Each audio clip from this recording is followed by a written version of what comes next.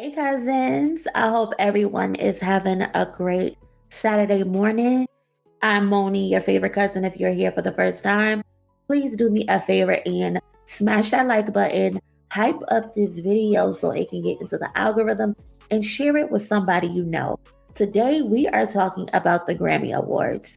The Grammys have recently announced several new categories and rule changes for the 2027 ceremony, and let's just say the internet is not taking it well. Some of the new categories include Best Asian Pop Performance, Best R&B Collaboration or Duo/Group Performance, Best Traditional Pop Vocal Performance, Best Traditional Folk Album, and Best Latin Song. The Recording Academy also made changes to the Best New Artist eligibility and expanded recognition for songwriters and composers. Now, on paper, the Academy says these changes are meant to better reflect today's music industry and how artists develop their careers. That's their final say, right?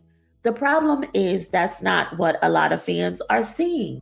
Now, the biggest backlash is centered around the new Asian pop and Latin categories. A lot of people feel like instead of bringing these artists further into the main Grammy category conversations, the Academy is creating separate lanes for them. The argument being made online is that this feels less like inclusion and more like segregation with a fancy bow, better branding on it, right? And whether you agree with that or not, I understand why people are connecting these dots. A lot of fans immediately pointed to what happened with Beyonce and Cowboy Carter. Beyonce won Best Country Album, then shortly after, the country field was split further into traditional and contemporary categories. Now we have Bad Bunny, who's coming off of winning Album of the Year. He's been dominating globally, and suddenly there's this Best New Latin categories. K-pop and Asian artists continue breaking records around the world, and now there's a dedicated Asian pop category. Again, I'm not saying that's definitely what's happening. I'm saying I understand why people are asking questions, because to some fans, it feels like every time an underrepresented group or artist breaks through at the highest level, new categories suddenly appear, categories that probably could have existed from the beginning of time. The concern isn't that these genres don't deserve recognition. The concern is that separate categories can sometimes make it easier to keep artists out of the biggest categories.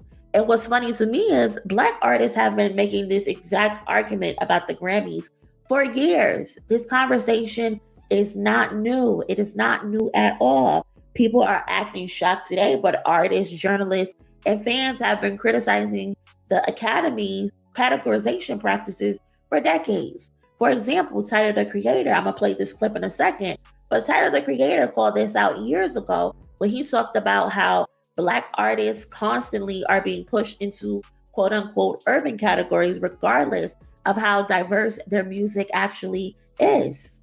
It sucks that whenever we, and I mean guys that look like me, do anything that's genre bend, that's anything, they always put it in a rap or urban category, which is, and I don't like that urban word. It's just a politically correct way to say the N word to me. When I hear that, I'm just like, why can't we just be in pop? Why can't it just, you know what I mean? So I felt like half of me feels like the rap nomination was a backhanded compliment. Like, oh, my little cousin wants to play the game. Let's give him the unplugged controller so he could shut up and feel good about it. That's what it felt like a bit. But another half of me is very grateful that the art that I made could be acknowledged on a level like this when I don't do the radio stuff. I'm not played in tar. I'm in a whole different world than what a lot of people here listen to. So I'm grateful. And like that whenever Again, Black artists are constantly being pushed into urban categories, regardless of how diverse their music actually is. Back then, a lot of people ignored it. Now, all of a sudden, everybody can see how categories can be used to separate artists instead of fully integrating them into the broader award conversation. And I mean, that happens in life as well. Nobody cares until it's actually affecting them and actually affecting those that they love. And I just find that so interesting.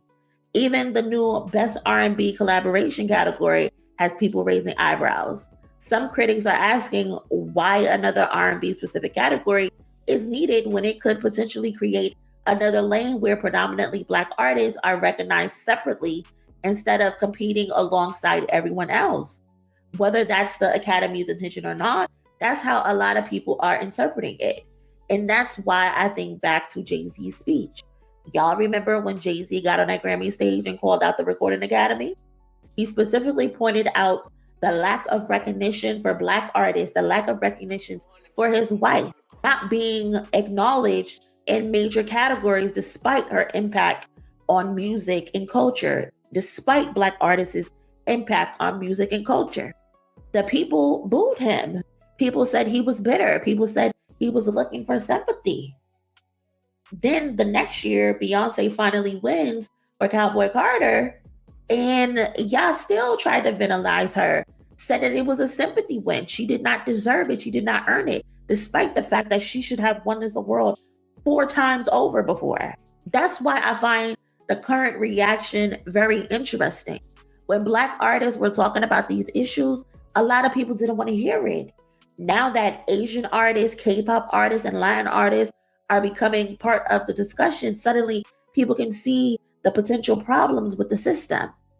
And look, I already got my issues with the K-pop genre within itself. I feel like they are deliberately stealing from Black artists. They're stealing from hip-hop. They're stealing from R&B, and they are being successful. I find that to be so disgusting, but that's a separate conversation because two things can be true at the same time. I can acknowledge those conversations need to be had, but I can also acknowledge that artists should not be boxed into separate categories simply because of where they're from or what language they perform it in. That's why I hate when people call artists like Beyonce and Kendrick Lamar Grammy darlings. On what planet are they Grammy darlings? Yes, they are amongst the most awarded artists in Grammy history. That's a fact. But what does that really mean when some of the most important awards have repeatedly gone elsewhere, despite many people believing they delivered the strongest work? We've literally seen artists stand on Grammy stages and acknowledge that Beyonce should have won over them. We've seen artists also send text messages and say Kendrick Lamar should have won over them. So what does it mean to have dozens of trophies if the awards that define legacies are constantly harder for you to obtain? That's my issue. They are pigeonholing Beyonce and Kendrick and other Black artists to rap categories, R&B categories, urban categories, while often being treated differently in the major fields. The Grammys are still the highest honor in music. Winning one matters. Yes, it does matter. But pretending the institution doesn't have a long and complicated history when it comes to race, categorization, and recognition would be very dishonest. And that's the real conversation for me. This isn't just about K-pop, Latin music, or country music. This is about a pattern that many Black artists have been talking about for years. The difference now is that more people are paying attention because they feel like their favorite artist might be affected too. And unfortunately, that's usually how the conversations go. Nobody cares until it's them. Nobody cares until it's their favorite. So we'll have to wait and see how these new categories actually play out when the nominations arrive later this year. For your consideration, voting opens July 7 and runs through August 21st, I believe. Nominations will be announced in November, and the 69th Grammy Awards will take place on February of 2027. I'm definitely curious to see what these new categories look like in practice and who ends up benefiting from them. But let me know what y'all think, cousins. Are these changes creating more opportunities for artists, or are they simply creating new boxes to put them in? Y'all leave y'all thoughts down in the comment section below, and I will holler at y'all in my next one. Later. Hey cousin, who you chilling with? I'm chilling with MONIE.